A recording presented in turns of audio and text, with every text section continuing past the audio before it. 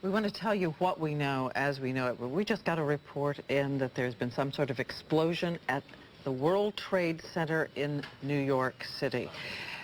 One report said, and we can't confirm any of this, that a plane may have hit one of the two towers of the World Trade Center. But again, you're seeing the live pictures here. We have no further details than that. We don't know anything about what they have concluded happened there this morning, but we're going to find out and, of course, make sure that everybody knows on the air. These are, of course, the two twin Trade Center buildings that are down at the foot of Manhattan, that they really are the beacons of New York. It was there that there was the explosion a couple of years ago, brought about by terrorists. That's all gone through the courts, but this, we don't know anything about.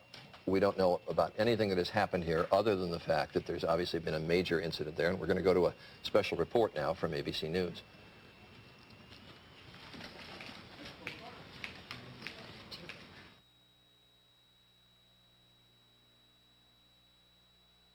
This is an ABC News special report. Now, by the entire ABC network. Good Morning America was in progress in the East Coast and the Midwest, but we're joined by the entire network just to show you some pictures at the foot of New York City. This is at the World Trade Center. Obviously a major fire there, and there has been some sort of explosion. We don't fully know the details. There is one report, as of yet unconfirmed, that a plane has hit the World Trade Center, and you can see that there is smoke there coming out of at least two sides of the building. And as you said, there are two towers, the tallest structures in Manhattan, on the island of Manhattan. We're trying to get people on the telephone to see what more we can learn. We have no idea if it was a plane. Was it in any sense deliberate? Was it an accident? It does seem to be that there is considerable and truly terrifying damage on some of those floors at the top. This angle is a little deceptive. As you know, there are two Trade Center towers, and the second tower there is hidden behind the first. This is really almost the picture postcard of New York City. It's that and the Empire State Building, I guess, are the two most recognizable symbols of New York. There you can see the two, well, we had there for just briefly the other angle of the World Trade Center towers, but this is confined to one of the towers on the upper floors. These buildings, I think they're 110 stories each, so this would be in the top 15 or 20 floors there. You mentioned earlier that, of course, as we all know, years ago there was that terrorist attack. It took place down on the ground and in the underground levels and the garage levels. But again, that's not to imply that we have any reason at this point to believe that this is terrorism or not. We simply don't know. And in just a few minutes, Peter Jennings is going to be joining us from the news desk uptown, where he's going to tell us everything that he knows. We also have Don Daler on the phone, and you know he's been with us on Good Morning America for a long time. And Don, where are you and what do you know? I'm about 4 or 5 blocks just north of the World Trade Center. And at about 10 minutes ago, 15 minutes ago, there was a loud sound that I can only describe as it sounded like a missile, not an airplane. Then there was a loud explosion and immediately lots of screaming out on the streets. And I don't want to cause any speculation, but that's the only way I could describe the sound. And it was definitely not the sound of a prop plane or anything like that. And am I right? Are you a pilot? Well, I have flown. I do not have a pilot's license. But I grew up on military bases, and I know the sound of jets, and I've been in war zones and heard those kinds of different sounds. So, again, not to cause any kind of undue speculation, but the sound itself was not of a prop plane. It was perhaps a jet, but it could have been a missile as well. Can you give me, was it a whining sound, Don, or what? Yes, it was a how to describe it? It was a high-pitched, but it had a whooshing sound, not like a prop plane. Huh. And you didn't see anything actually in the air? No, I wasn't looking out, but we looked out immediately. You can see quite a lot of damage. If it was an airplane, it had to be huge because it hit way up in the World Trade Center. I would say it's probably a good 5-6 of the way up to the top.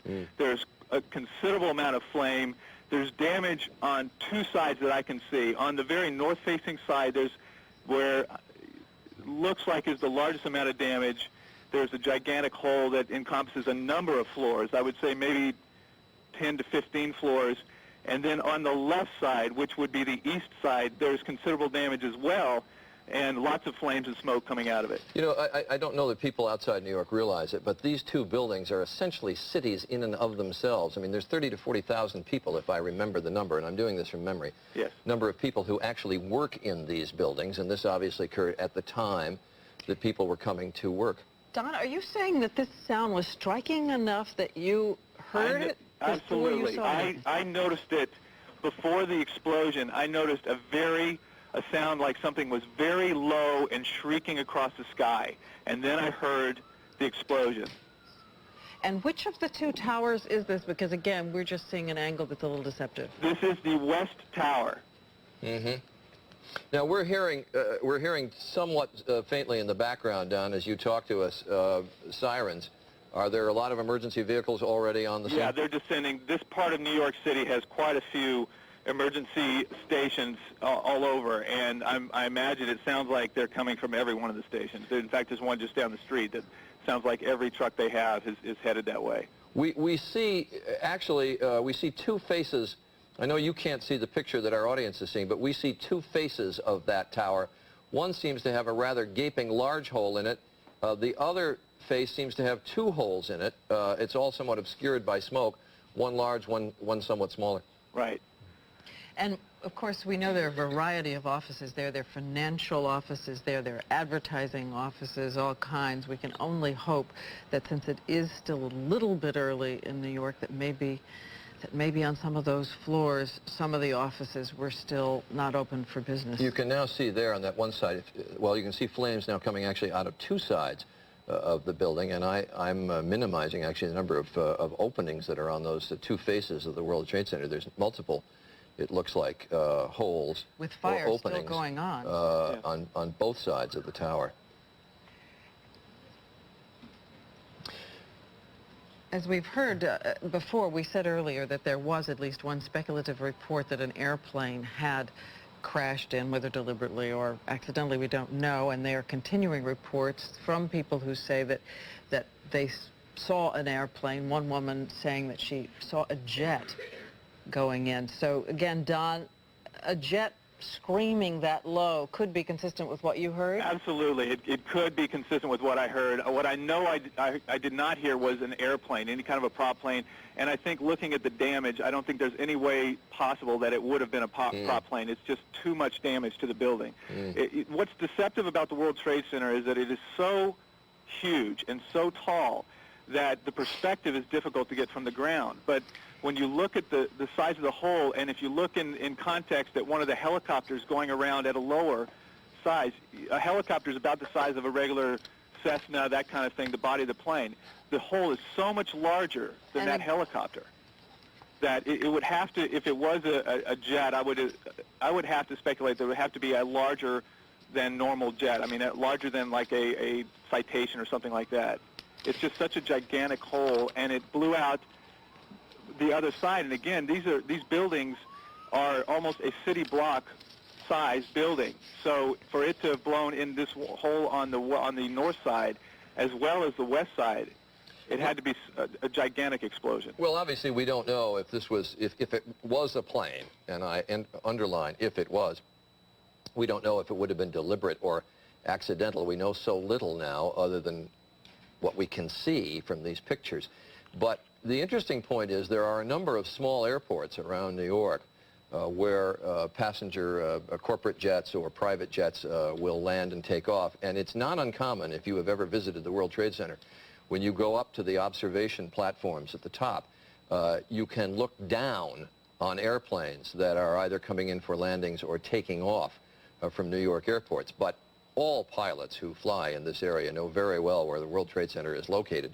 All the routes are very far or comfortably far away from the two towers. And not just private planes, too, because with some winds in some directions, even out of the big commercial airports, planes are routed quite close to New York. I've flown in from LaGuardia, even into LaGuardia, but having to go right by the World Trade Centers.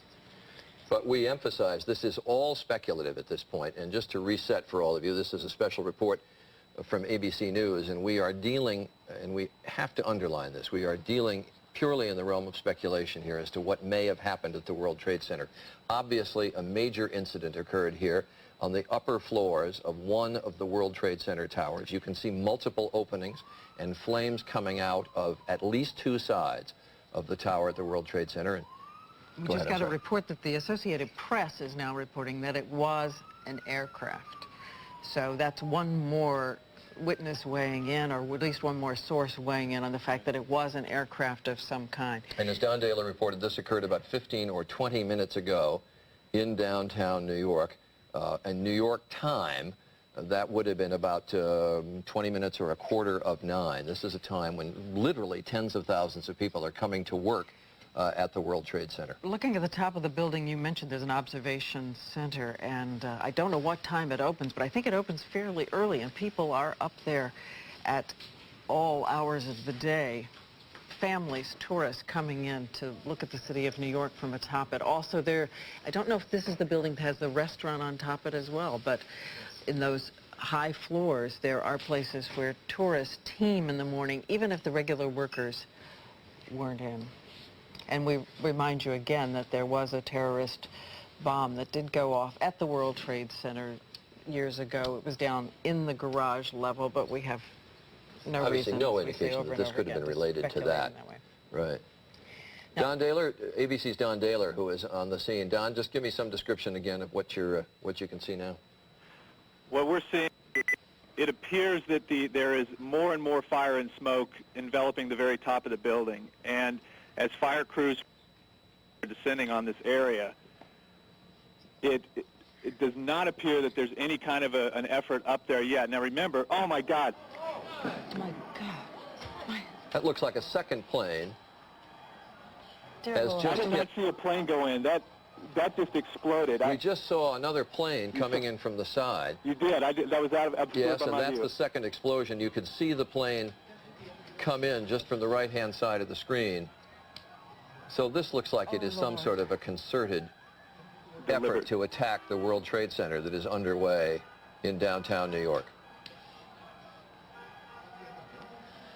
We will see that scene again just to make sure we saw what we thought. We're going to give you a replay of what we just saw, and I must admit I thought it was some sort of fire equipment coming in or some sort of observation plane, but it was obviously designed to attack the World Trade Center. We're going to show you that. Here's a replay of the videotape. In a second, that looks like a good-sized plane came in and hit the World Trade Center from the other side. So this is obviously, or would seem to be, and again, I'm dealing in speculation, but it would seem like there is a concerted attack against one of the towers of the World Trade Center underway.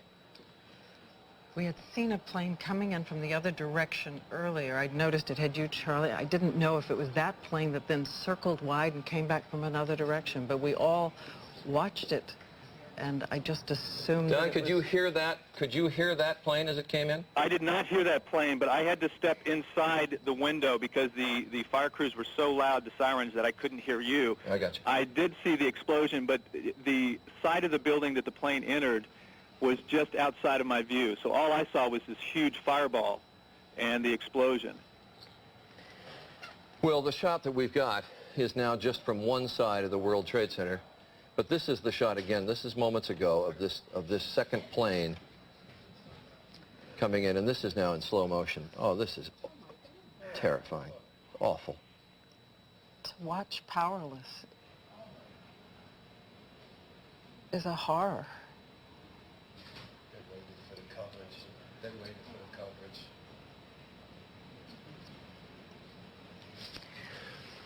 All right, we're going to go back to live coverage. Now you're looking at live pictures, and there is the second fire,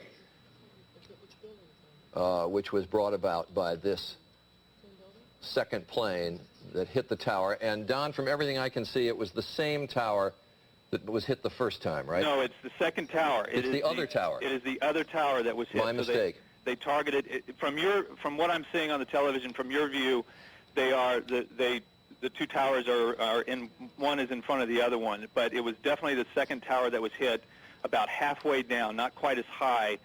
And from my view here, it does not seem to be as big, as much damage as the original. I don't know if that means it was not as big a plane or what. I did not see the plane go in, but it's horrendous damage. But it doesn't seem to be the gaping hole through two sides of the building like on the first one. Don, from your vantage point, can you see if there are people coming out down below? I can't see the bottom of the base of the buildings.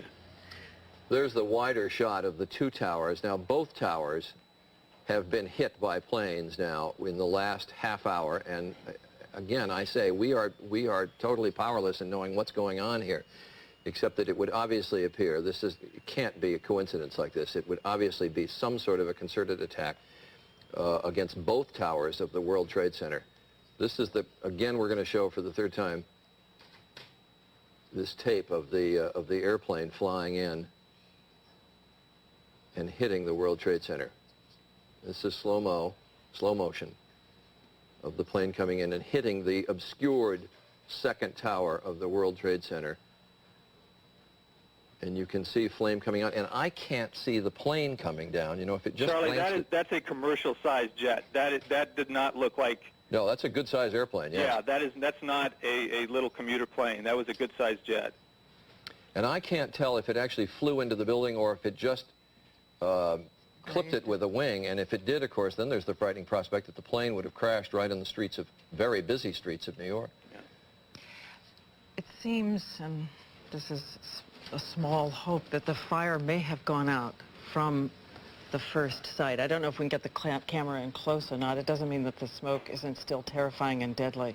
Diane, I can see from here the orange flames. The fire has not gone out. In fact, it looks as if it's encompassing a part of the building that was not initially part of the original explosion. I can see it moving over to the left side, which would be the east side of the first building, almost all the way over to the edge. The back side is totally enveloped in flames that I can see from here. Yes, with that kind of smoke, there's got to be an awful lot of flame in there. And I think all of us have thought at one point or another about the fact that these buildings, though they are so majestic as they stand above the skyline of New York, that it's very difficult for emergency workers or firefighters to fight these. We have a witness who was called in to speak to us. His name is Karim Haroki. Mr. Haroki, did you, as I understand, they're telling me in my ear, is it true that you witnessed the first plane hit the tower? Yeah. Could you give me some sort of a description of it? I was sitting in my car here in Greenwich, you know. I just saw the plane is coming down from the left side and going straight to the building, you know, and going inside. It actually went inside the building? Excuse me? It flew right into the building? I saw it coming from the left, and I saw the plane coming through to the building. I go inside. It's a small plane. You say small plane. Was it a jet? Excuse me? Was it a jet plane? No, it was plane, you know, like they teach the people for the plane is like small plane, you know. It's that kind of plane. You mean like a small single or double engine yeah, double plane. engine, yeah. Right, and it actually went into the building there on the upper floor. Yeah, going into the building. And I never saw that plane before. It's like something, I don't know, it's like they work with the motor. I never saw a plane like that before. Yeah. All right, She works my car, she's nice. Mr. Haroki, you are down in that area right now then? Yeah, I'm in Greenwich here on North Mall Street. Can you tell if there's a large number of fire equipment and emergency equipment on the scene? Excuse me? Can you see fire equipment or emergency equipment on the scene? I don't know. The fire is upstairs in the building, and the second plane is the other building too. And did you see the second plane come in? Yeah, I saw the second plane is go boom. I heard, you know. I just wake up my head like that. I saw it inside too. And that second plane much larger than the first? Same. It's same. Both same. They're both the same? Yeah. Because the pictures we see, the second plane looks rather large. No, it's not right. It's going inside too. It's going inside of the building too. And the second hole, it's smaller than the other one. And it actually also penetrated the building. You could see it go in. Yeah, it's inside. It's inside. It's inside. No plane is outside. Nothing. Now, can you see if there are people fleeing the building? We don't have shots yet from street level. Can you see if there are people leaving the building? No, I can't see because I told you on the North Mall and Greenwich, I just saw up the building. I can't see downstairs. So you're in Greenwich Village? Yeah, no, in Greenwich Street and North Mall. Oh, I see, on Greenwich Street. Okay, yeah. I can. That's just to locate people who don't know New York, that is right in the vicinity, right nearby, but not actually on the site of the World Trade Centers. ABC's Peter Jennings is at the anchor desk uptown here in New York and is now in position. Peter, I suspect you are looking at exactly the same pictures. Well, I know you're looking at the same pictures we are. We are, Charlie. We've been watching it from the beginning, and we'll be watching this for much of the day. There is chaos in New York at the moment. There have been not one but two incidents, as Charlie and Diane have so ably reported so far. The second one coming at 9:03, when television was on live, and you could see what was clearly a jet aircraft flying into the second trade tower. Both trade towers now, these 110-story high towers, have now been hit. There is chaos here, or there's chaos in the immediate area. There is confusion in Washington, because now everybody is engaged in this. The Pentagon is involved in this. All the intelligence services are engaged at this in the morning. And as we look at those towers, let's just simply keep looking at these towers this morning. And if you have the feed at home, I actually don't have it here, so somebody could please make sure that I have the picture of what's going on. The various airports in the area, Newark and LaGuardia particularly, have already suspended operations. The city asked the Federal Aviation Administration for permission to close down airspace in all of New York, lest there be a third aircraft or some other untoward incident involved. And ABC's John Miller is with me here, who's been listening efficiently to all of his police sources. And John, I gather the city is ordering a major evacuation from a number of public buildings and a number of these very high-profile targets. They're going into what they call an Archangel operation, which is a code name for essentially a major lockdown of the city, evacuating the United Nations building, the municipal building, City Hall, Gracie Mansion, which is the mayor's residence, all things that could be considered of this with two incidents. There is the potential that this is a double act of terrorism, and they are worried about other targets. All right, let's go back to the building itself. John, you work the police radio, if you would, for just a minute. The FBI is already investigating reports that a plane was actually hijacked before this collision, this incident, this attack occurred at the World Trade Towers. In Washington at the moment, the presumption is that this is a terrorist attack, according to ABC's John McWethy, though it's very difficult at the moment for anybody to get a clear appreciation of what has actually happened, because it has happened so quickly. First attack coming just before 9 o'clock Eastern Time, and the second attack, which we could all watch, those of us who are watching television, occurring at 9:03, just 3 minutes after. The president is in Florida, and he has already been told of what is happening. These trade towers have always been, and you may have heard it already this morning, regarded as a prime target for this particular act of terrorism. As you know, there was terrorism at the World Trade Center before 1993. There was a huge bombing attack on the trade centers. These are the two at the southwestern corner of the island of Manhattan, just prime pieces of real estate of interest to anyone who wishes to hit either New York City or the United States in a very, very visible and vulnerable way. We have with us at the moment Lindsey Grimm, a witness who was in the building on the phone. Lindsey, can you hear me? I hear you. Can you tell me what you know? Well, I actually, just to clear things up, I wasn't in the building. I was in the World Financial Center, which is directly behind it. Okay. And our part of the building faces the section, the courtyard where the World Trade Center is. So we ran to the window right after we felt this kind of this sonic boom as if it were an earthquake, and something just wasn't right. We ran to the window and somebody yelled, "Oh my God, a plane just flew into the World Trade Center." Is this what we think of as the first one or the second one, Lindsey? It was the first one, because I was actually outside for the second one. And the first one appears to have gone into the southern tower, am I correct? Correct. And the second one, did you see the second one? I had my back facing. I was running as fast as well, not running, but walking at a brisk pace away from the two buildings when I heard it, and people just started screaming and running. Now, you know the area fairly well working down there. Is 9 o'clock in the morning the time when people have gathered in very large number? People get there earlier, get there later? Yeah, I actually just happened. I usually get here a little after 9, and I happen to be here early for a meeting this morning. So, yeah, I mean, you see the general amount of traffic about 9 o'clock. Is that when it happened, right at 9? No, just before and just after 9. Okay. In that there have been two. Can you see outside at the moment as to anything that's happening? I am outside. And where are you and what are you seeing? I am west of the two buildings,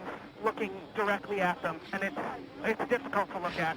I'll tell you that much. This is not an area which is easy to reach for emergency services. These two buildings hug the Hudson River. There's only the West Side Drive that comes up there. Is there a large amount of emergency equipment descending on the place? There sure is. As soon as I got out of the building, obviously the first thing you're surrounded by is siren noise everywhere, and you can hear it coming by now even still. Anything else you know that you'd like to add? Just as I was coming out of the building, I heard somebody sort of ushering people away, and they were saying, you guys got to get out of here, it's a bomb. Many thanks, Lindsey Grimm, who saw this occurring, at least the first, hesitate to call it an attack. The first incident, we'll continue to call it for now, and very much the second one now. That's what it looks like. Both of the towers in the Twin Trade Towers are now on fire. We have no idea whatsoever the measure of casualties inside or the measure of damage inside, though you can only imagine it. The New York City Office of Emergency Management said to us a short while ago they do not know what happened yet. Want to check in very quickly with the President of the United States, John Cochrane, who was the President in Florida. John? Peter, as you know, the President's down in Florida talking about education. He got up out of his hotel suite this morning, was about to leave. Reporters saw the White House Chief of Staff, Andy Card, whisper into his ear. Then reporters said to the President, do you know what's going on in New York? He said he did, and said he will have something to say about it later. His first event is about a half an hour at an elementary school in Sarasota, Florida. Thanks, John. John Cochrane with the President. President's in Florida today pushing his education reform. It will get wiped off of the agenda today in view of this extraordinarily serious accident. For those of you who don't know, the Twin Trade Towers, and it's a popular destination for tourists when they come to New York City. It has financial offices in it. It has government offices. It has lots of access on the top, above where this incident actually occurred, where tourists come. It's one of the great views in New York City, and people gather there, certainly at the foot of the building, fairly early in the morning to be able to go and see it. The two collisions, the two incidents have occurred about 2/3 of the way up. John Miller, we haven't, we haven't had a aircraft fly into a building in New York, as far as I know, since just after the Second World War, when The Empire State Building. When it flew into the Empire State Building.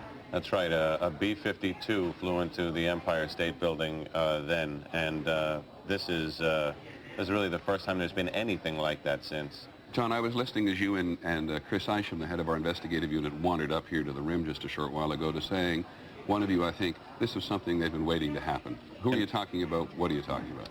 What we were talking about is there's been a great frustration since the bombing of the World Trade Center, which the suspects later told federal authorities were intended to take the building down, that it didn't have a larger effect. And U.S. intelligence, FBI people for years have heard that they've always wanted to try and finish that job off, to take the buildings out, and that it was another viable target. Interestingly, ironically, whatever you want to call it, the World Trade Center just hired 2 weeks ago the head of the FBI's National Security Division for Counterterrorism in New York to augment and take over their security, pretty much aware of the level of threat that this is as a symbolic target.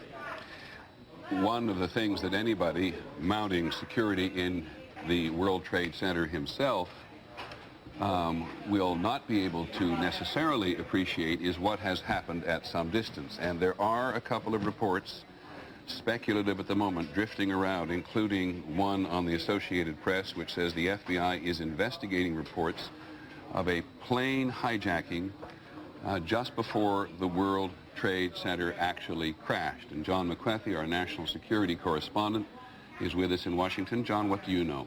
Peter, we do hear that there was a hijacking. It is not clear where that hijacking occurred at this point, but it is one of the many things that U.S. officials are scrambling to try to get a handle on at this point. Anything else, John? What happens at the Pentagon at a moment like this? I know everybody springs into action, but what do? What happens is there is a particular counterterrorism cell within the Joint Chiefs of Staff that goes into an emergency basis at this point. They're investigating all aspects of air traffic in the area, all intelligence that, as they sift through it, may have given them some indication that something was happening. At this point, though, there were no warnings, they say. This morning, As they go back through this information, they may call through it and find some clue, but at this point they believe there is no warning. Thank you very much, John Whichwood. Please call us back as soon as you have something which would call into question immediately, of course, the notion of counterterrorism in an incident like this. Now, nobody who was watching television, watching Good Morning America today, for example, saw, at least those of us working on television, saw a first plane crash into the building. Much of the country watching television this morning will have seen the second plane crash into the other tower. And we have, as you can see from a distance there, until we get our cameras on the ground producing material which we can put on the air, a pretty limited view. So we have no idea what the evacuation procedure is in the building. We do know... We're listening in the background. At this time, all elevators are out in both towers, according to the rescue workers on the scene.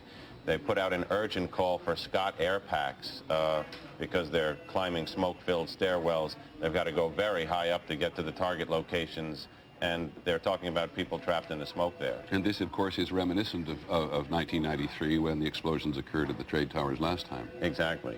John, is it standard operating procedure? You mentioned that all of the other principal government buildings in the city, Gracie Mansion, the mayor's official residence, and some of the other buildings will be evacuated. Is that a fairly standard anticipated operation? It is an existing plan that is on paper, but Peter, I have to say, it's never been put into effect in New York. This is unprecedented, and I think as this develops, you'll see similar plans go into effect in Washington and potential target buildings, because they really have to take the position that they're under some form of attack here, at least as a precaution, until they sort this out. As we wait to get a better grasp of what now becomes a rescue operation of the people in the twin trade towers, we're reminded here that the U.S. officials, according to Pentagon sources, have no warnings today of any kind of terrorist attack. And if you listen to the news on a regular basis, you hear the Pentagon warning Americans worldwide of some impending terrorist attack.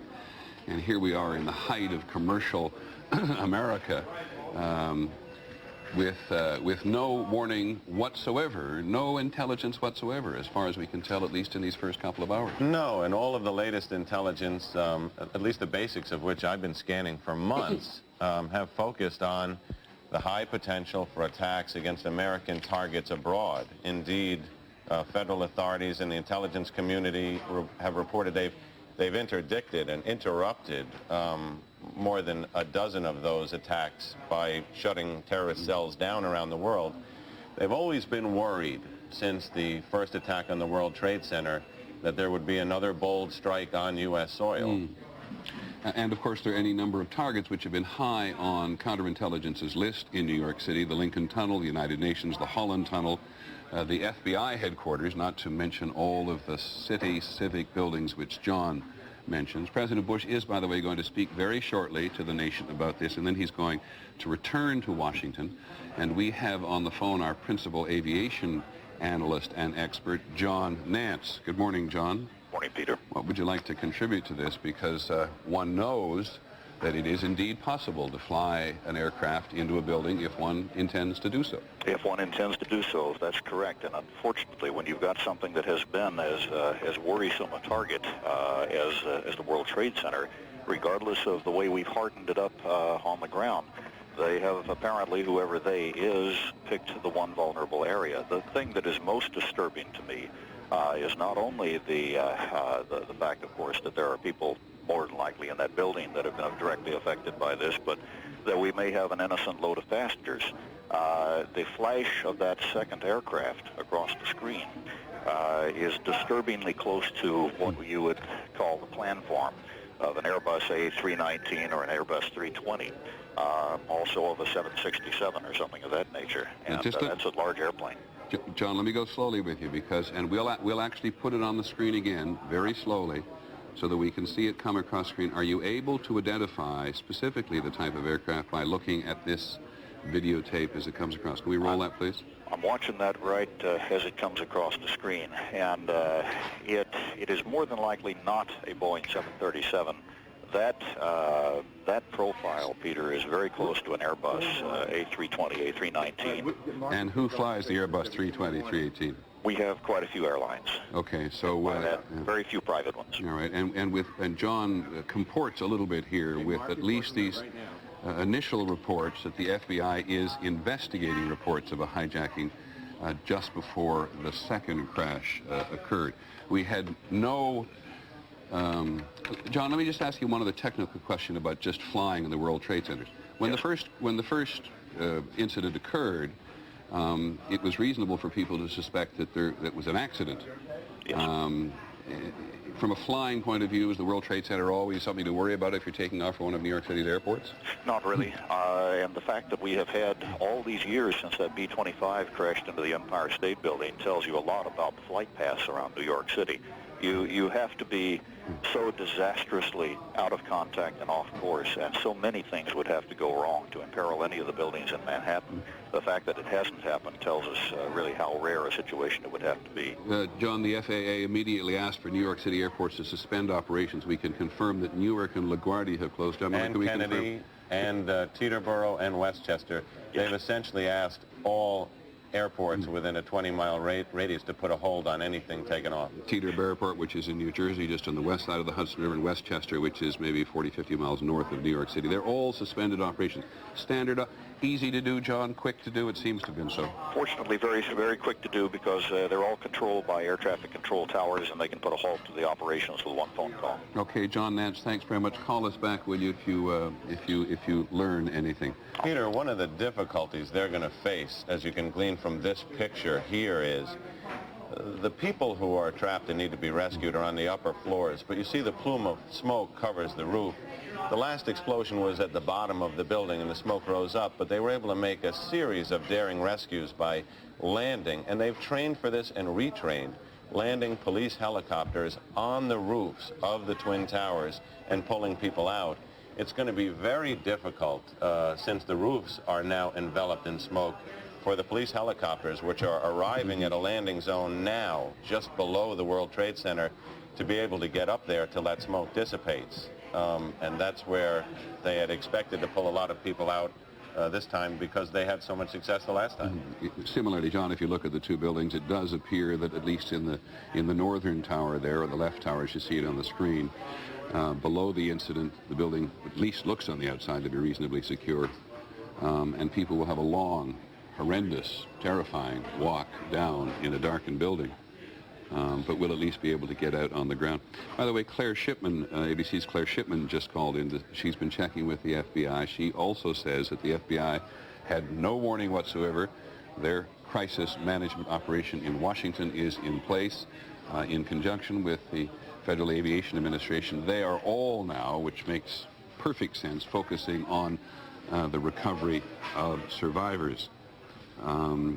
The New York Stock Exchange has delayed indefinitely its opening today. This will just have not only an extraordinary effect on the national psyche, one surmises, dissimilar perhaps, but from what happened in Oklahoma City, but a very clear reminder to those of us in the United States that terrorism of a huge magnitude, with which we're somewhat more accustomed in the Middle East and in Africa, given the attacks on the U.S. embassies a couple of summers ago.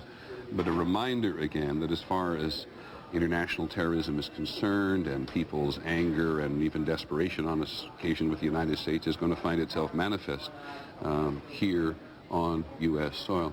John, here's the president now in Florida. I wonder if everybody knows there what's going on. We'll listen to him. Ladies and gentlemen, this is a difficult moment for America. I, unfortunately, will be going back to Washington after my remarks. Secretary of Rod Pace and Lieutenant Governor will take the podium and discuss education. I do want to thank the folks here at Booker Elementary School for their hospitality. Today, we've had a national tragedy.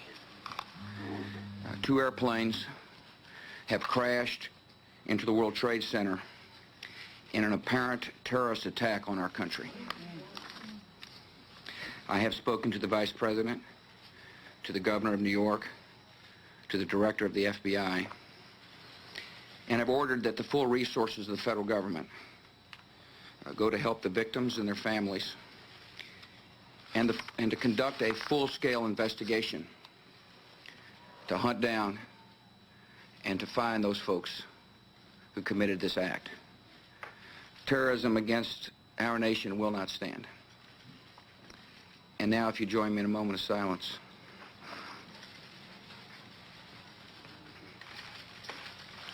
May God bless the victims, their families, and America. Thank you very much.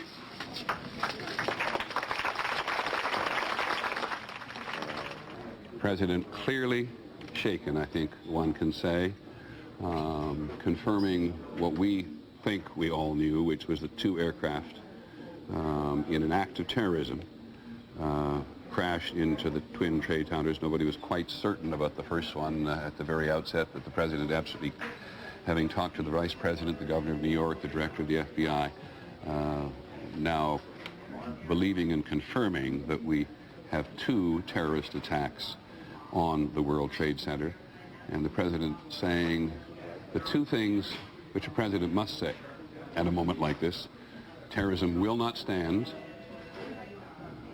which is an important thing for him to say, but not always necessarily effective, and God bless the victims and their families. John Miller, what are you picking up on the police radio?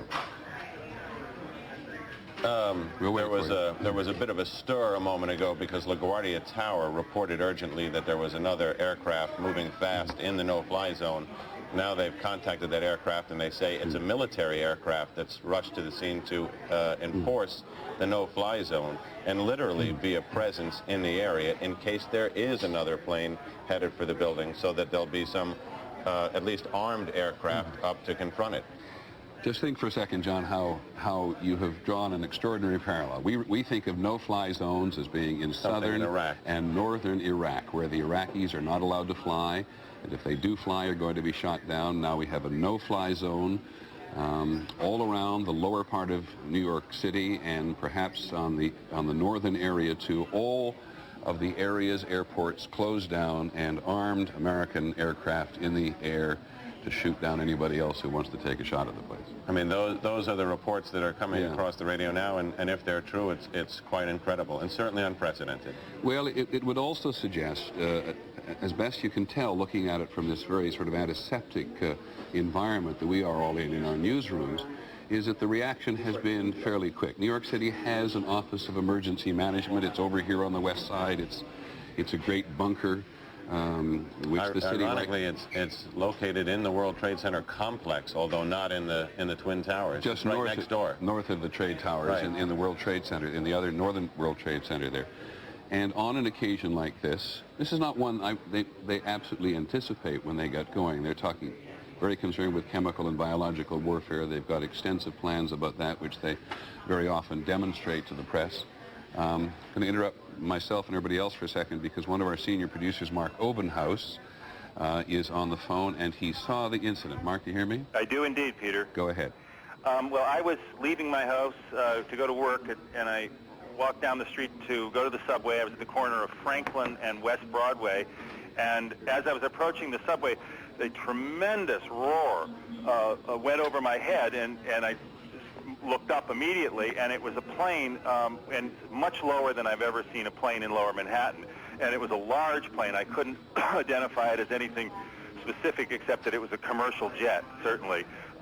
And then my eyes followed it because this is approximately 15 blocks from the World Trade Center, and it just slammed right into it and was completely engulfed by the building. It was extraordinary. No wings flew off, nothing like that. It just went directly in, creating this sort of cavern-like hole, and suddenly then big flames started protruding from it, and then of course smoke, and then debris started just catapulting.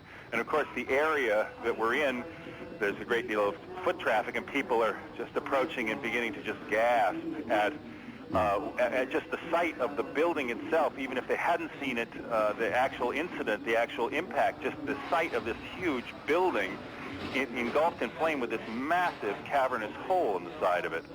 And we stood there, I can't tell you the amount of time, I would estimate about 15 minutes. And of course there's all kinds of services coming down, fire department and so forth. And then suddenly from my vantage point, which would be north of the building, the far tower suddenly explodes in flames. Yet again, a similar kind of an event. And I now see, I've run down the street to my home where I have the television on, and I saw that too was another airplane. From our vantage point, you couldn't tell what exactly it was that hit the second tower, but it was a similar, seemingly almost like bomb blast, and with flames and debris protruding wildly from the building. Mark, let me ask you a couple of more specific questions. You now confirmed for us, I think, that it was the first attack on the tower that you saw. Yes. What direction was the aircraft coming from? It was coming from the north. It was coming from the north down over Manhattan itself? Yes. It would have been flying roughly over the west side. I'm on, as I say, West Broadway, which is probably a quarter mile from the river. So it was on a direct path north, from the north, into the north tower. Do you remember whether it had 2 engines, 3 engines, or 4 engines? I do not. It was very quick. It struck me, the profile, the body of the plane was of such scale that I immediately identified it as a commercial jet. It happened so quickly I couldn't tell whether it had windows on the side or what. It could very well have been some sort of a transport plane, but it was a large plane. As opposed to occasionally down here you do see smaller prop planes or smaller aviation stuff that flies around here, sometimes doing movies and things like that. But in all my years down here, and I've lived down here for about 20 years, within walking distance easily of the building, I've never heard anything like this, and that's why I just immediately glanced up and just followed the track of this sound and this huge plane that was swooping over my head. Could you see any markings on it whatsoever? No, I did not. It was too quick. I can't give you any kind of identifying help on what it was. Do you remember what color it was? My impression was that it had a tan coloration to it. However, the sun, it was very low in the horizon, and I think kind of orange, and it may have been simply the color of the sun reflecting off a silver exterior. I really am not sure of that. Okay, Mark. Anything else? What's the mood in the environment down there at the moment? As if it's not hard to imagine. And everyone who glimpses it close up, it's quite different seeing it from the ground than on these television pictures that I'm now looking at, because it's close to you and you see what the impact must have been like, and you see the kind of devastation that has incurred by the buildings, and it's just frightening is perhaps even too mild a word. Okay. It's absolutely just a horrible sight. It reminds you of the worst kind of effects in movies that, you're reassured watching a movie that it's an effect, but this is not. Well, Mark, you and I are supposed to have a meeting not long from now. We'd prefer you to go and work the story if you would, and call us back as soon as you can. I will indeed. Many thanks. Mark Obenhaus, one of our senior producers on the phone, who saw the incident, describes it as a large plane, not sure what the color was, not sure the number of engines it had, which in his mind, he's a very experienced reporter, reflects the speed and surprise with which this aircraft, this is the first one we're talking about now, just before 9 o'clock, approached the World Trade Towers from the north, causing the first huge gap in the building. And Mark describes the plane being engulfed in some respects by the building. Didn't see wings fall off, saw it go absolutely, totally, almost as he described it, into the building itself. And we now have had one of the enormous difficulties about terrorism, everybody knows, is that you almost immediately get a claim of responsibility, and you may get several, and people's suspicions get ramped up given the obvious nature of people who they think are or know are involved in terrorism around the world. There has been a claim of responsibility, according to the Reuters news agency, made to Abu Dhabi television in the Persian Gulf from something called the Palestinian DFLP. The Palestinian DFLP is something called the Democratic Front for the Liberation of Palestine. It has been for many, many years one of the most militant of the Palestinian organizations, has been involved in violence before, has been involved in other actions before, and it is the first organization to claim responsibility for this, though we have to caution you in all the obvious ways that before the day is over, there may be any number of people who claim responsibility. The White House, of course, has leapt to the forefront of people's concern this morning, and there is a plane circling the White House at the moment, and they're clearing the grounds there. That's a report which may be misleading in that it may presume an attack, whereas we just discovered a moment ago that what we had with an additional airplane in New York airspace was a security operation. I think probably most Americans know that there is no building in the country which has heavily defended, I shouldn't say deemed secure, but a battery of anti-aircraft missiles on the top of the White House itself. We've had an incident, as you know, in the past, several years ago, where a small aircraft landed in the White House garden, and the pilot, mentally deranged, as I recall at the time, was killed. But the White House is certainly been very heavily defended, and this plane circling the White House adds to the trauma that people are feeling today, but we have no idea precisely what that means. John Miller, you're listening. The scene is still in some degree of chaos, but the police have set up a major mobilization point just outside the building, and they've set up a tactical mobilization point. The major mobilization point is for the responding units involved in the rescue. The tactical one is actually an armed mobilization point for security outside the World Trade Center now. Thanks very much. Let's go to the White House. Claire Shipman is on the phone. Claire, what's that we're looking at? Well, that's what we're trying to figure out right now. All we know is it's a gigantic plume of smoke coming from behind the old executive office building, and we're told that the White House itself, the West Wing, at the very least is being evacuated, that our personnel from there are being asked to leave. We've sent people running over there to try to find out what it is, but we don't know yet. Now, the old executive office building is slightly to the west and a fraction to the south. So we are looking southwest from a camera just across Lafayette Park, which is north of the White House. The White House is to the left side, out of your picture. Maybe even the cameraman could give us some appreciation. But you have no idea. Was that an explosion? Did you hear anything? We did not hear it. In fact, we were trying to figure out from the White House what security precautions they were taking around the White House in the wake of the apparent attacks on the World Trade Center, and we suddenly just saw the smoke rising from behind the old executive office building. We have people on their way there now, but it's like nothing I've ever seen. I mean, we've never seen that kind of smoke coming from anything that would ordinarily occur here. I must also tell you, Claire, I think if you think about what's behind the EOB there, you're really down in pretty open area. It doesn't look like a place where a building would be on fire. No, that's right, although there are a number of buildings just behind the old executive office building on G Street that could potentially be on fire, but nothing you would necessarily think of as a target. Apparently, we're also Claire, let me interrupt you for a second. We now have fire confirmed at the Pentagon. John McCarthy at the Pentagon can hear me. John, please get in touch immediately if you can and brief us in there. John McCarthy has actually been evacuated from the Pentagon, and parts of the Pentagon are indeed being evacuated. We want to hold our breath here, it just seems to me, for a second, and not get into a mode that the country is under attack. But we now have 2 attacks on the Twin Trade Tower Center. U.S. buildings, city buildings completely evacuated in New York City. We have this mysterious black smoke at the southwest corner of the White House, which is to say there's something going on behind the old executive office building. We now have a report that fire has been confirmed at the Pentagon. ABC's John McCarthy, our Pentagon correspondent, who's been plugging in as quickly to the intelligence and counterintelligence units there this morning, has been temporarily evacuated. But that is as much as we know for sure at the moment. John Miller, go back to what you're hearing on your nets.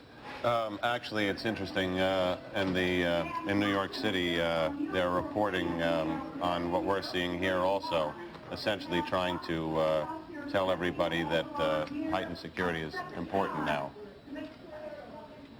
John, I apologize. There's a lot of us here. What are we listening to there? Say again. Say again, please. Come here, John. Aircraft been reporting that bomb squads are checking out Air Force One.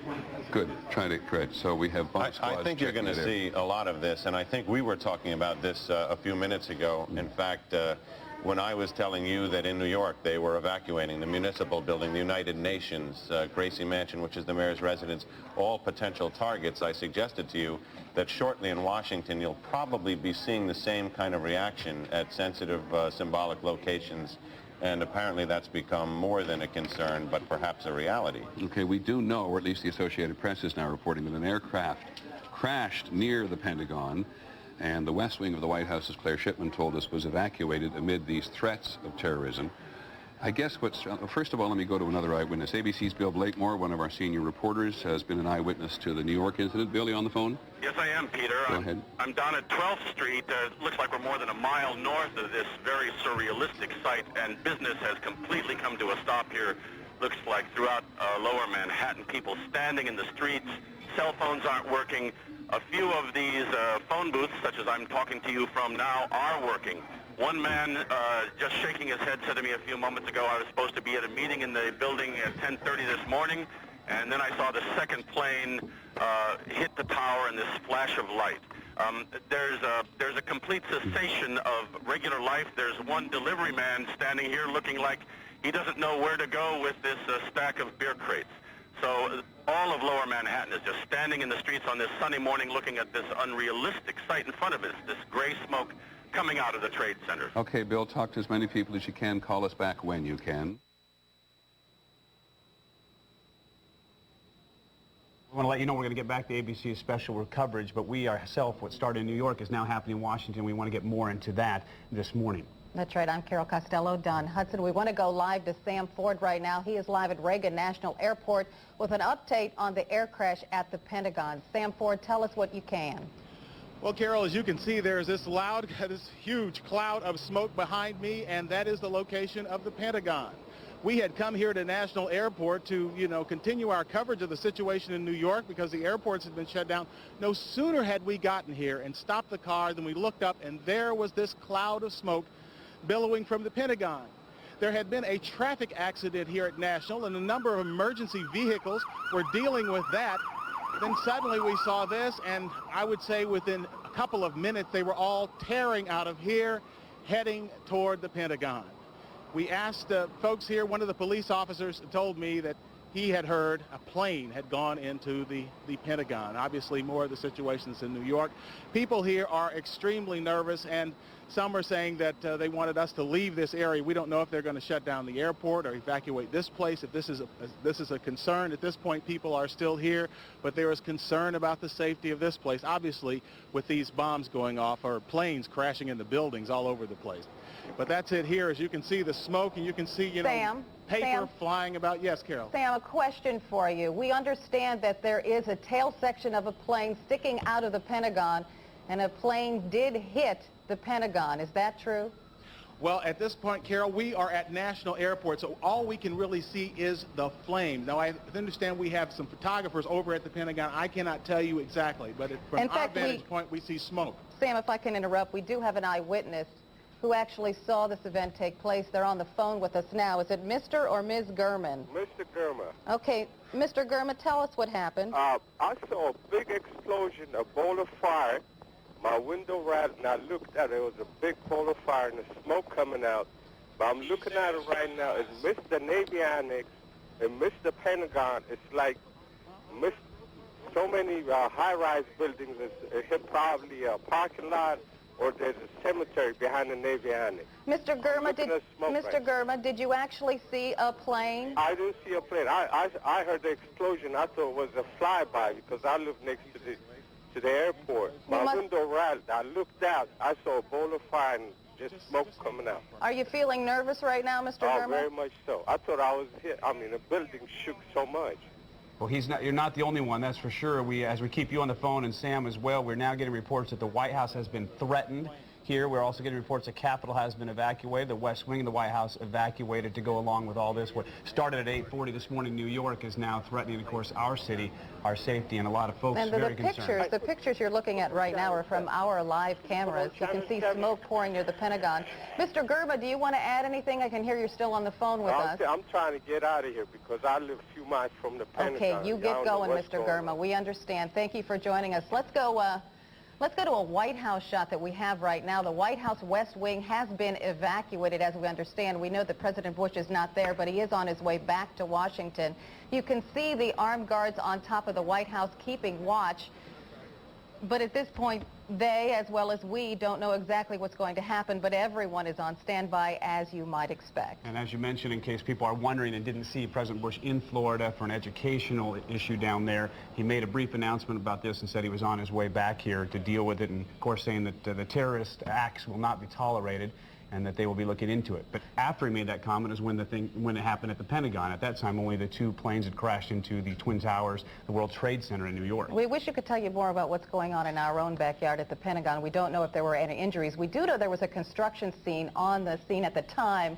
We do know when they heard something explode, they turned around and they started to run. We do not know if anyone inside the Pentagon or around it was hurt. Okay, we have another person on the phone. Janet, are you with us? Yes, I am. We understand that you witnessed this plane, a plane crash into the Pentagon? Yes, sir, I did. Tell us exactly what you saw. Well, I live in a high-rise building just outside of Roslyn, and I was actually glued to the television, and I have an office here, and it's all glassed in, and I saw a plane just coming right in front of my window, flying at a path that the commercial planes do not fly. Not coming into the direction to land at National Airport. How big was the plane? It certainly looked larger. Every once in a while there's a flight path difference for smaller private planes that come in. This was not a small private-looking plane. It looked more like sort of a commuter-type plane. And you said it was sizable, yes. And then you said it was headed directly to the Pentagon. Yeah, it was heading in the direction of the airport, and I thought, this plane is way too low, and there's no runway that it goes in that direction, and it didn't turn at all. And as soon as I saw it, I knew it was way too low and not on a flight path that I'd ever seen before living here. Okay, and what did you hear? I couldn't hear anything from where I am. I just saw the plane just disappear out of my sight beyond the trees, and then I just saw massive billows of smoke. And then a few minutes later, I heard and it basically is obviously right where the Pentagon is. I can't see the Pentagon. It's covered with trees. Are you in a safe place right now? As far as I know, I'm in my apartment where I live, so I am on the 13th floor of a high-rise in Roslyn here. Oh. We can see on the bottom right-hand corner of our screen, you can see the firefighters spraying at the Pentagon, trying to put out that fire. Jan, were you already aware of what happened in New York when you saw this coming? Yes, sir, I was. I was glued to the television.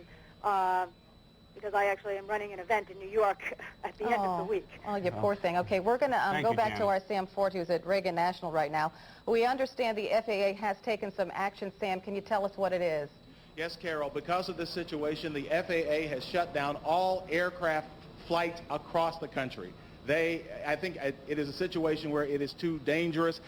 Right here at National Airport, you normally would have planes taking off and landing. There are no planes taking off or landing here. The skies are clear, and there is smoke covering the area. This gentleman's named Todd Nelson. You were just picking up debris. What is it, some sort of... It looks like insulation. I was just standing here watching, and all sorts of paper and debris and insulation. I'm sorry, yeah. This was what? All sorts of paper and debris and insulation were just flying down, landing on us over here, and it's just amazing. Yeah, some sort of insulation or some sort of debris that appears to have come from the Pentagon crash coming through the air. You could see papers flying through the air, things like that. So that's the word from here. We're hearing the FAA has shut down air traffic. Thank you very much, Sam Ford, reporting to us live from Reagan National. We have another eyewitness on the phone right now. His name is Charles Tanner. Mr. Tanner, tell us what you saw. I was in the, I live at the Overlook Apartments, and I was doing some exercises, jump roping, and this plane came increasingly fast, almost close enough to, if it headed this direction, hit the building that I'm in, which is an 8-story building, but it was aiming for in the direction of the Pentagon, and then all of a sudden I see this puff of smoke, and I just ran over to Columbia you didn't Pike actually to get a better view of it. So, Charles, you didn't actually see it hit. You just saw it to a point, and then you saw the smoke? I just saw this plane coming very, very fast, going in that direction as I was listening to you guys talk about what happened at the World Trade Center. And where you live, obviously, it's close enough to Reagan National, but that's not the type of flight path you normally see. Right. Well, I'm closer to the Pentagon than to Reagan National. Okay, but obviously planes flying over there on a daily basis. This is usually not the flight path of any aircraft. Mr. Tanner, we do have more information about exactly where that plane crashed. We understand right now from the AP that it crashed near a helicopter landing pad near the Pentagon. So as far as we know, it didn't crash directly into the Pentagon. From where you are, Mr. Tanner, are you okay? Are you safe? Well, unless, of course, the plane decides to hit this building, yes, I think I'm very safe. Can you believe that this is happening in Washington, D.C., Mr. Tanner? I want to say yes and no, okay, because of different terrorist activities and things of that nature, and because of what happened at the World Trade Center, I would say that it doesn't surprise me. I'm just a little shaken that it has happened. And I'm not sure when we talk about that helicopter pad, if it's the one that's on the west side where you drive by all the time on the main street, that you can see if there's another one there as well that a lot of folks go by there on a daily basis. We quickly want to recap before we return it to ABC News. The State Department has now been evacuated. The White House has been evacuated. The Capitol has been evacuated. There was a credible threat to the mansion, which I'm talking about the White House here, and so the entire White House has now been evacuated. Of course, this all started in New York about 8:40. We want to go back to ABC News and allow them to continue their coverage of this entire and unbelievable incident that's going on. I'm Don Hudson along with Carol Costello. We send it now back to ABC News. Just before 9 o'clock, and the second one was after that. And John Miller, you're listening. Actually, it's interesting. There's no way to characterize any part of this as fortunate, but if you look at cities who are prepared to handle an incident like this, and as you've seen New York's emergency response to this, it is probably one of the few places that is prepared with the kind of equipment, response, and rescue efforts that could actually address something like this, and Washington is probably the other. Immediately when this happened, the entire emergency service unit, which comprises hundreds of specially trained cops, was mobilized to the scene. Now a triage center for the injured has been set up just around the corner from the World Trade Center. It's an incredible scene down there with a tremendous amount of equipment. The Federal Aviation Administration has actually gone even further than it did a few minutes ago. It was asking all planes not to take off. Now the FAA has ordered all aircraft currently in the air over the United States to land at the nearest airport. Now you can imagine what may be happening, or what they think might be happening in some part of the country, that there is somebody else on some aircraft coming from somewhere or going somewhere with evil intentions, and so all aircraft currently in the air over the United States have been ordered to land at the nearest airport. I think what you're going to see... Hang on a sec, John. I just want to check one thing, because one of the very first people the President talked to was the Director of the FBI, and Pierre Thomas, who covers the Justice Department and the FBI for us, has been here. They may think they prepare for this kind of thing, Pierre, but man, it must have been a shock. Stunning shock. The FBI Special Operations Center is now in full alert. The FBI extremely concerned that there would be additional attacks.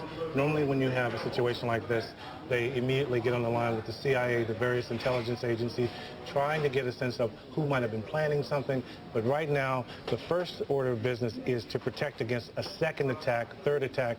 The feeling is normally when you have this kind of situation, there will be more attacks almost immediately. Let's go to the trade tower again, because, John, we now have what do we have? We don't... Wow. It looks like a new large plume of smoke. Now, it may be that something fell off the building. It may be that something has fallen. We don't know, to be perfectly honest. But that is what you're looking at, is the current. That's the scene at this moment at the World Trade Center. Dan Daler from ABC's Good Morning America is down in the general vicinity. Dan, can you tell us what has just happened? Yes, Peter, it's Don Daly down here. I'm 4 blocks north of the World Trade Center. The second building that was hit by the plane has just completely collapsed. The entire building has just collapsed, as if a demolition team set off. When you see the old demolitions of these old buildings, it folded down on itself, and it is not there anymore. That should be it. Thanks very much, Dan. Completely collapsed. The whole side has collapsed? The whole building has collapsed. The whole building has collapsed? The building has collapsed. That's the southern tower you're talking about. Exactly. The second building that we witnessed the airplane enter had been, the top half had been fully involved in flame. It just collapsed. There is panic on the streets. Thousands of people running up Church Street, which is what I'm looking out on, trying to get away. But the entire, at least as far as I can see, the top half of the building, at least half of it, I can't see below that, half of it just started with a gigantic rumble, folded in on itself, and collapsed in a huge plume of smoke and dust. We're talking about massive casualties here at the moment, and we have,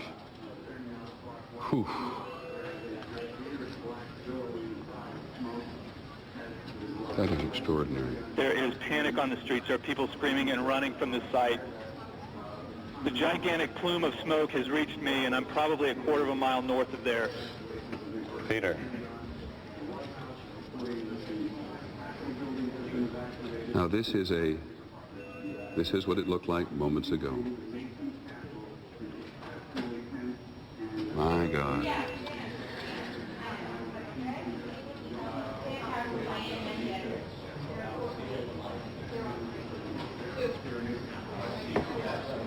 The southern tower, 10 o'clock Eastern time this morning, just collapsing on itself. This is a place where thousands of people work. We have no idea what caused this. If you wish to bring anybody who's ever watched a building being demolished on purpose knows that if you're going to do this, you have to get at the under infrastructure of a building and bring it down. Peter? Yes, Dan. What appeared to happen from my vantage point, the top part of the building was totally involved in fire, and there appeared to be no effort possible to put that fire out. It looked like the top part of the building was so weakened by the fire that the weight of it collapsed the rest of the building. That's what appeared to happen. I did not see anything happening at the base of the building. It all appeared to start at the top and then just collapse the rest of the building by the sheer weight of the top.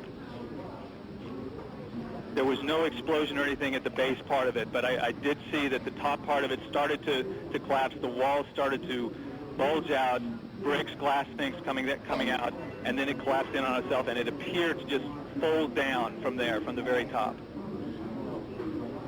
Thanks, Don, very much. Just looking at that, I don't know why, but when was the last time the United States was attacked in this fashion? It was Pearl Harbor in 1941. John? From the scene now, there's obviously massive casualties. Usually during these things, there's a little bit of a high pitch, but basic calm over the police radios among the emergency workers. I can hear them screaming, signal 1013, which is the police code for help, calling for help at the triage center, where other people who were already injured have been injured more, confirming that the building has collapsed. Dozens of officers, more civilians are injured. And we don't know, although I'd have to suggest, given the size of that building, what progress the evacuation was in of the tower that collapsed. Yes, Pierre Thomas. One thing I might add is that in recent years, the U.S. government has been preparing for massive attacks, but it's been primarily focused on biological, often bombing attacks. One of the things I have not heard discussed at all in government circles is the notion that someone would hijack a plane and perhaps fly it into a building. So one of the questions that I'm sure that will come out of this, if this indeed is a terrorist attack, is what kind of defenses did the U.S. have in place to deal with an event like this? Well, we talked about that even, Pierre, just before you came and joined us, because at the Emergency Management Center, which is just literally in the same complex as the trade towers, They talk at great length about their preparations for a biological, a chemical warfare attack, how they closed tunnel. I mean, they've been very efficient, taken it very seriously for many years. I'd be a little surprised if the notion of an airborne attack on a United States target had not been discussed. But the notion of the intelligence services knowing absolutely nothing of what is going on today and saying openly right away they had no warnings whatsoever is, and you say something very important, if this is a terrorist attack. We just keep saying that on a repeated basis. Not having any notion whatsoever of what's going on is to be reminded not only of the efficiency of terrorism, but just reminded of the efficiency of terrorism. It's ironic. There's a chilling story. Lou Shalero of the FBI, who was part of the capture of Ramzi Youssef, who was the mastermind of the last bombing of the World Trade Center, told me this story, that he was flying over the World Trade Center in a helicopter with the suspect Ramzi Youssef next to him after he was captured in Pakistan. And as they passed over, Lou Shalero nudged him and said to Ramzi Youssef, you see, it's still standing. And Ramzi Youssef smiled and said to the FBI's assistant director, it wouldn't be if I'd had more money. This was... In other words, more money to buy explosives, more money to run a more efficient operation than the one he ran from New Jersey in '93. Exactly. And I mean, we may have seen the second coming of that plan. John McWethy is on the phone at the Pentagon. Hold it, let me just... John McWethy, we've now heard reports that 3 planes have been hijacked today. Can you confirm that? Jack McWethy at the Pentagon? Okay, then let me go quickly to someone named Don Wright, who saw the plane crash into the Pentagon. Don, are you there in Washington? Yes, I am. Can you tell us what happened? Yes, it was about 9:35, and I was looking out our 12th floor windows at 1600 Wilson Boulevard in Rosslyn, Virginia, and I watched this. It looked like a commuter plane, 2-engine, come down from the south, real low, proceed right on, and crashed right into the Pentagon. Went directly into the Pentagon? That is correct. Looked like a deliberate act? A deliberate act, sir. And can you tell me what direction it came from, Don? It came from the south. Came from the south, up along the river, across the land? It came from the south. Okay, and did you happen to look at your watch? We thought it was just a little bit before 10 o'clock. Well, I was watching ABC News, watching the Twin Tower, and about the time I saw the plane, I watched it come in very low over the trees, and it just dipped down, came down right over 395, right into the Pentagon. And are you fairly sure that it was what we sometimes describe and recognize as a small commuter plane? Yes, it was. Good, Don. Thank you very much. Appreciate your help. You're Don very Wright, an eyewitness to the crash at the Pentagon. Now, we have had, as I said, reports today.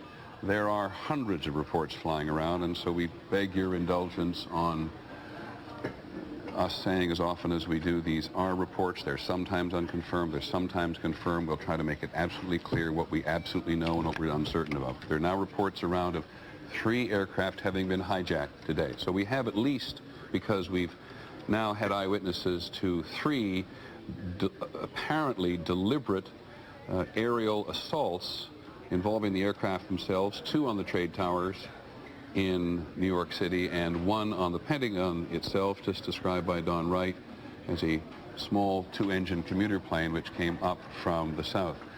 And we now believe that 3 planes were hijacked, 2 of them from Boston and 1 from somewhere else. We are not yet sure precisely what's happened. John, you're listening. Just to clarify for people, John, who's one of our leading reporters on crime, knows New York City probably better than anybody in many news divisions. I cannot tell you where that happens. That's either U.S.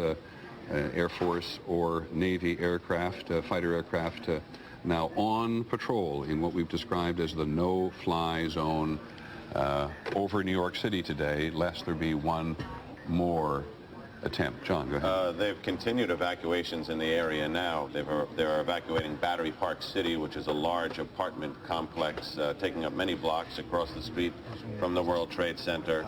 And they've evacuated the federal court buildings where the terrorism trials of Ramzi Youssef and others were held. Anything that could be a symbolic target is now being emptied out in New York. New York is going into kind of a lockdown mode. I think you'll also see in Washington the same kind of air patrols have been scrambled around principal buildings there. Okay. We have on the phone one of those people who who makes his living analyzing terrorism. Kyle Olson, do you hear me? Yes, I do. I wonder if on a day like this anybody wants to be thought of as an expert on terrorism. Be that as it may, and assuming that, knowing that much of the country is shocked at the apparent breadth of this, are you? Well, this is the kind of attack that has fallen more into Tom Clancy novels than into actual response planning. Having said that, we've been anticipating for a long time. We've wondered why it's been so relatively quiet. The suggestions of Osama bin Laden's involvement. What has he been doing since Cole? Other groups out there with a real or imagined grudge against the United States. The nature of the event is shocking. The fact that it's happened is not. Thank you very much, Kyle. Really appreciate it. Kyle Olson. Yeah, one quick thing. Yeah, go ahead. One quick thing. The suggestions that are floating around out there right now. There's apparently this claim from the Democratic Front for the Liberation of Palestine. Right. Very interesting to note. If this is legitimate, if this claim stands up, this appears to be the first time this group has targeted Americans. This group has primarily steered away from the more extreme end of the violence scale. They focused less on suicide bombings, more on gun attacks and that sort of thing in the territories against Israelis. Well, if this holds up, this is a very different tactic. Well, if it is true, and of course the Democratic Front for the Liberation of Palestine was very much involved in attacking aircraft in the 1970s, which carried Americans. So certainly would accept your notion that it's a recent attack on Americans. Thank you, Kyle, very much. You bet. As Mr. Olson makes clear, there has been at least one claim, and those of us who cover this for a very long period of time are always suspicious of claims. People who cover international terrorism.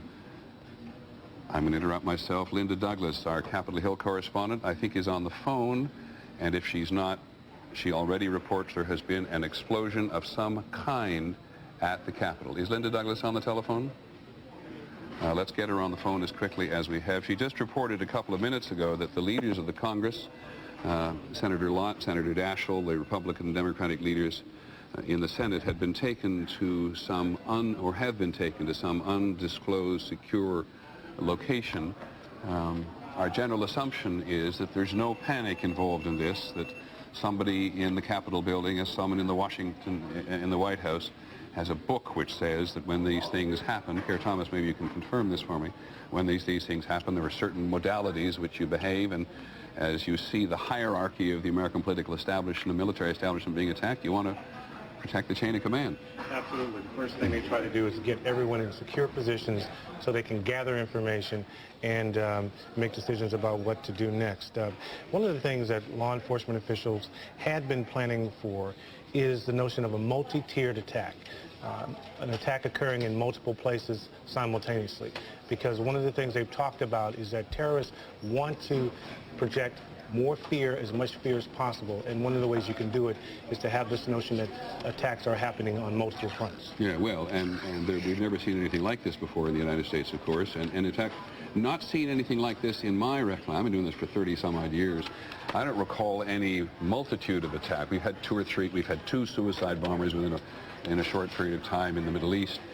We had the 2 embassies in Africa, in Kenya and in Tanzania, the attack 2 summers ago in the United States. But the notion that that terrorists, either an organization or organizations, plural, should be able to mount a concerted effort against the United States in this way, causing in this instance so many casualties, in the instance of the trade tower certainly so many casualties, is going to astound people in the political and military and intelligence establishment.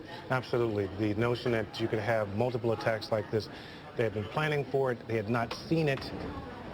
This is a extraordinary escalation, one that they were predicting would happen, but no one would think that would happen this quickly. Okay. John Miller? I think... let me just interrupt. I apologize again. We're now looking at a helicopter over the Pentagon. That makes perfect sense this morning. But given the fact that we're all sensitive to the presence of any aircraft, that was a helicopter that just flew across the screen. That is, and as we had at least one eyewitness said this was an attack on the Pentagon from the south. He described it quite confidently as resembling a commuter aircraft, which is to say smaller than a small private aircraft and not as large as a commercial jet. It may have been a prop jet It may have been a jet, but it's a smaller version of the jets which so many people in so many middle-sized American cities are now accustomed to seeing. In terms of the realm of terrorism, this is going to be a real first test, literally by fire, for the Bush administration. You recall, after the embassy bombings in East Africa, the Clinton administration waited about 10 days and launched a missile attack against the camps of Osama bin Laden, who they felt confident at that time they could say was responsible for it, and who's since been charged in it. In this case, I think this ratchets up. Excuse me. This is the Pentagon we're looking at now, according to my monitor. And again, it is hard to grasp what part of the building. We do not know if they're in the courtyard or outside, but you can see that a fairly considerable amount of damage has been done. We do not know whether these are offices or storage areas. The Pentagon is full of many thousands of people every day. The Secretary of Defense, Donald Rumsfeld, has been saying only yesterday and today that he wants to reduce the bloatedness, as he put it, as he alluded to it in the military and the bureaucracy. But this is the great home of the military bureaucratic establishment. John, before I come back to you, Dennis Cross is on the phone. Dennis, do you hear me? Dennis Cross, do you hear me? Yes, I can, Peter. Dennis, I understand that you were in the World Trade Center when either this or these attacks occurred. Am I correct? That's correct. It was, I guess it was slightly before 9 o'clock, and I work on the 36th floor in One World Trade Center. I work in the insurance industry. Probably hundreds of people in my industry in both of these two buildings.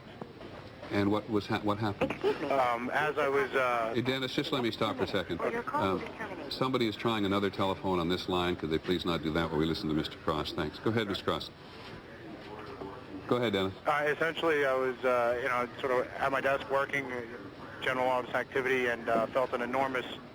I almost felt like an earthquake. Like I could literally feel and see things in the office moving and the floor moving. Immediately after it was some sort of explosion or something, there was an enormous volume of debris and paper. It almost looked like a dirty parade. All of this material just falling down. I was looking out the south side of One World Trade, and everybody in the office was kind of screaming, kind of gathering in the middle, and I went to the window, and I immediately saw one woman who appeared to be motionless, laying on the roof of a lower building next to me. At that point, everybody started to gather their things. They were trying to evacuate people down the stairwell. Did the electricity go out in the building? The lights flickered a couple of times, and then it was weird. It was kind of like there was one sort of rush, and then shortly after that there was another one. I don't know if it was maybe the other tower or if it were elevators in the inside. Sort of just dropping to the floor. Are you aware that one of the Twin Trade Towers has now collapsed on itself? Yeah, I'm about probably 5 blocks from there on the corner of Greenwich and Warren. And as we looked at it on the screen here, Dennis, we could see the smoke from this collapse just billow forward through the lower blocks of Manhattan. Did you have a sense of that? Completely. I was at that point. I'm a little bit northwest, certainly north, maybe to the west side of Tower 1, and I was trying to get to Broadway. My wife works on the other side of downtown here, and I'm still trying to get there, but the smoke, I couldn't see. It was a wall of smoke, and if you were in it, you couldn't see. If you were out of it, you could just see the wall of smoke. It was, How never difficult? seen anything. I'm sorry for interrupting. How difficult was the evacuation? I'm sorry, say that again, Peter? How difficult was it to evacuate the building from at least from the 110 stories in the building? I would say that it wasn't extremely difficult. It was just slow going down a somewhat narrow stairwell. If there was any sort of people who weren't able to move quickly, then it literally slowed down or stopped everybody. I was on 36, so it wasn't too terrible. When I got down to the 15th or 12th floor or so, there was water coming in from the doors, kind of at our feet level, and then it just was a waterfall down continually down all of the stairs, probably, in some cases 3-4 inches deep. At that point, sirens and alarms were going off, and then people started to get a little frantic there. Dennis, thank you very much. Okay, I really appreciate you calling in. You're very Dennis welcome. Krause, who works did work on the 36th floor of the World Trade Center in this particular tower, which is still standing. There's only one of the trade towers now standing, the other having collapsed on itself not long ago. All of the federal office buildings in Washington have now been evacuated. All federal buildings in Washington have now been evacuated. All aircraft in the skies over the United States have been ordered to land at the nearest airport. All aircraft on the ground intending to go anywhere have been ordered not to take off because the country, this is the Pentagon, because we've just seen a moment ago that at least one portion of one side or building at the Pentagon itself has actually collapsed. And as we warned you, the whole business of responsibility, claiming of and naming responsibility would be complicated. And now we've, from the Middle East, a senior official from the Democratic Front for the Liberation of Palestine has denied any involvement, any connection to a double plane crash on the World Trade Center. It was, in fact, earlier on an anonymous caller who had called Abu Dhabi television to say that the DFLP was responsible. So for today, we'll put aside as best we can trying to understand who did it, just knowing somebody who did it. Now, one of the planes that crashed into the World Trade Center was, as we said some while ago, American Airlines Flight 11 from Boston to Los Angeles. That has now been confirmed by the airline itself, or at least by their spokesperson, Lori Bassani. It was a Boeing 767. It would, under normal circumstances, if it were full, carry about 160 passengers, including 2 pilots, 9 or 10 crew, but we have no idea yet whether or not the plane was heavily loaded or not. Peter, big concern now from the scene that the Northwest Tower, the one remaining standing, is leaning and buckling in the northwest corner. They're moving back the mobilization areas, and they're cordoning off the area in a much wider zone now, because obviously they are now concerned about the possibility of a second collapse. I'm still desperately confused, John, about what may have caused the building to collapse. As you watch the videotape, it appeared to buckle from the middle, from the point of impact and collapse, which not, with no background in architecture, I don't know about the structural vulnerability, but as you see, debris starts to fall away. Then it cracks, and then it just goes straight down. And now they say that the other tower is leaning. If you look at some of the pictures, it appears to be on a slight angle to the right. They say the fire is also spreading downward now through the tower. And I think there's a real decision to make there. I have not been able to hear whether they're keeping people in there to fight that fire, or they're just leaving it empty to let the fire burn itself out, because they're going to have a real problem with people in there if it's in jeopardy.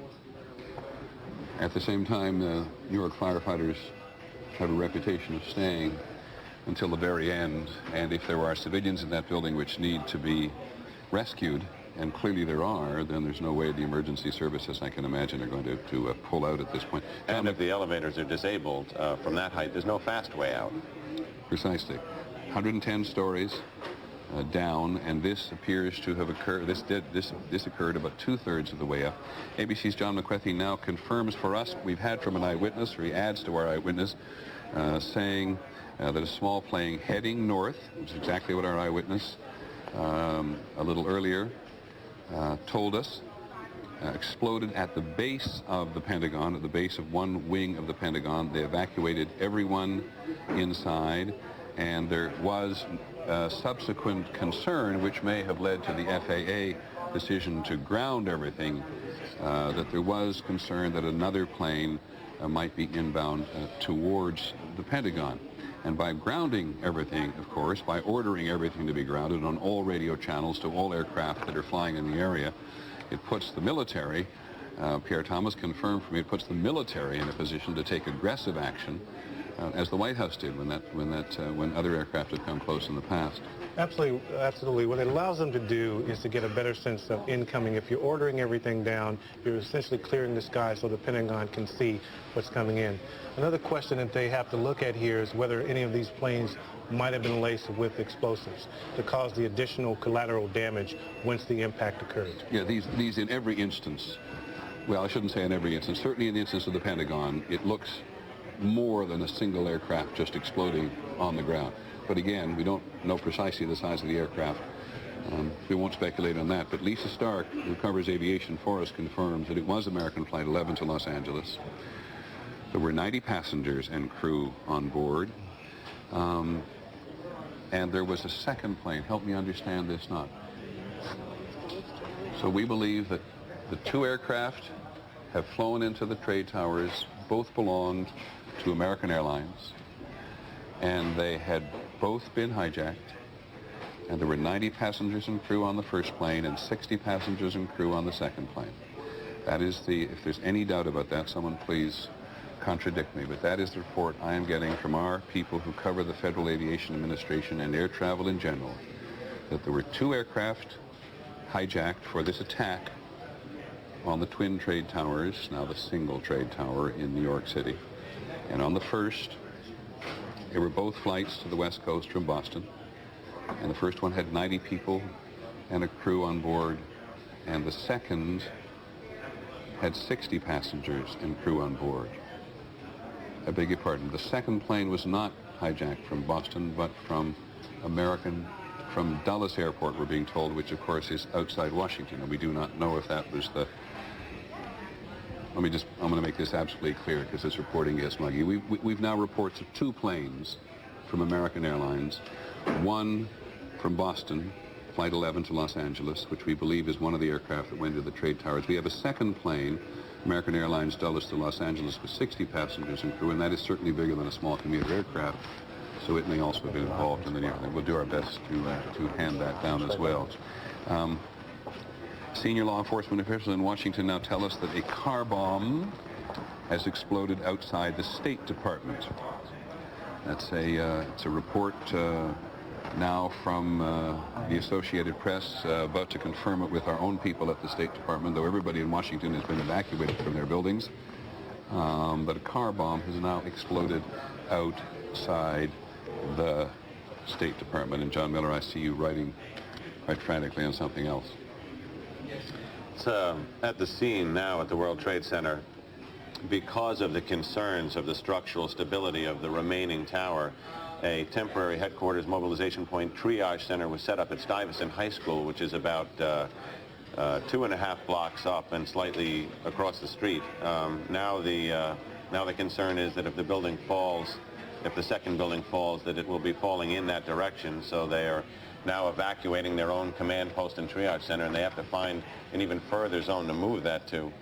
Something that is striking about this today is that this is indicative of, with a car bomb at the State Department, a plane crash into the Pentagon, two planes designated to crash into each tower of the World Trade Center, bringing one down.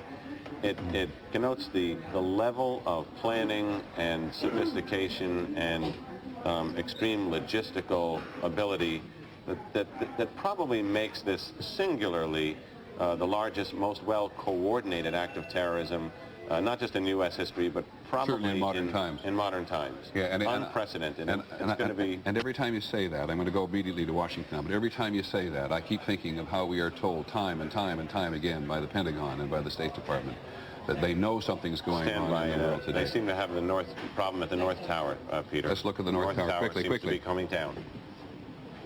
Oh my God. The second tower.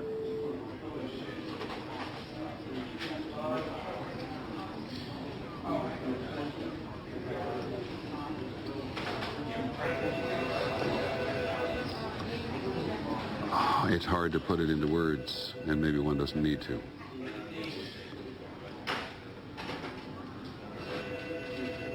Both trade towers, where thousands of people work, on this day, Tuesday, have now been attacked and destroyed with thousands of people either in them or in the immediate area adjacent to them.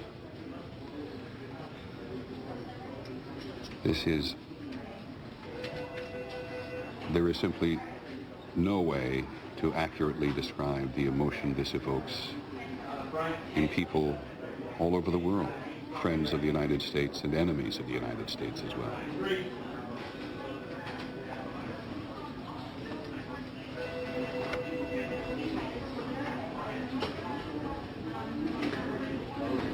John Miller, very briefly, you said to us just a few minutes ago that this was their concern, that they thought after the first tower went that the second one was vulnerable. There was constant intelligence that terrorist organizations, and specifically that financed by Osama bin Laden, was trying to mount another series of attacks against the United States. Of course, they thought of the symbolic targets. The most symbolic was the World Trade Center because it had been attacked yet not brought down. And it seems that those concerns that even caused the World Trade Center to hire a senior FBI counterterrorism official just weeks ago to try and beef up security have come home to roost. It's also interesting to say that there is no type of security which would have prevented against this today. Well, that may not, I was going to say that may not altogether be true, because security operates in waves and concentric circles out around the world. Now we've lost the picture from there, so now we have it again. Well, wherever you are in the United States or in the world today, you can, the landscape of New York City has just been changed. And one has to assume that thousands of lives have been extinguished. And it may be presumptuous to say thousands, but thousands of people work in these buildings, and given the difficulties of evacuating these buildings where, as we've said several times, the elevators may not have been operating and were not operating in at least one tower, tower number 2, the first one which is to go, that is the second attack on the southern tower, the first higher on this end of town, but both those towers have now gone. And here's a picture that doesn't exist anymore, because that's not a live picture anymore.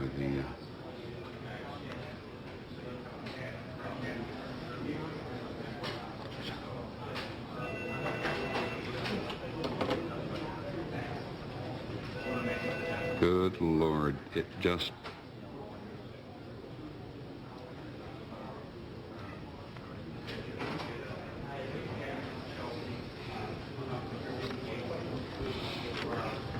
Now, can I ask where this picture is from? Do we know where this is? This is outside the World Trade Center. The sign indicates the approach to the Brooklyn Bridge. The Brooklyn Bridge. So we're on West Street, approximately just north of Vesey Street there. And you can see the dust and debris, and this is I don't know if this is at an early stage or whether this is right now. It's at an early stage, because there in the distance you can see at least one of the towers still standing as people wander, many of them dazed. And look at the cell phones in their ears. This is, in a cell phone society, and it's certainly true in the Middle East, people on their cell phones all the time, seeking and offering reassurance to their families and their friends that something has happened. In Israel, and at least those who have them in the Palestinian territories these days, there's constant traffic on the cell phones, because there is such tension in the region, and such tension here today, which is extraordinary, that people wanting everywhere to reassure or find out about what has happened to those who are near and dear to them. One thing we should update for people listening, particularly in this area, who may have been worried, there was a concern that if this building... You mean in the New York City area? Yes. There was a concern if this building fell that it would land on the center they had set up at Stuyvesant High School.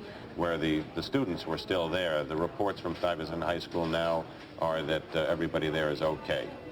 Stuyvesant High School, the high school in the adjacent area which the city and the state authorities set up to deal with the casualties that they could get out of the building or had occurred adjacent to the building. It is just clear that a lot of people, we do not know how many, got out of the building. And it is going to take time. It is going to take time. The New York City Office of Emergency Management, which monitors the city and all its vulnerable points, said when this whole thing began this morning, they could not get an immediate handle on precisely what was happening. And it was only, you've seen this before, this is a recording of precisely what happened when the second tower went down. And this is from a very long distance. This camera is located on the edge of the Hudson River on the West Side Drive up the western side of Manhattan. And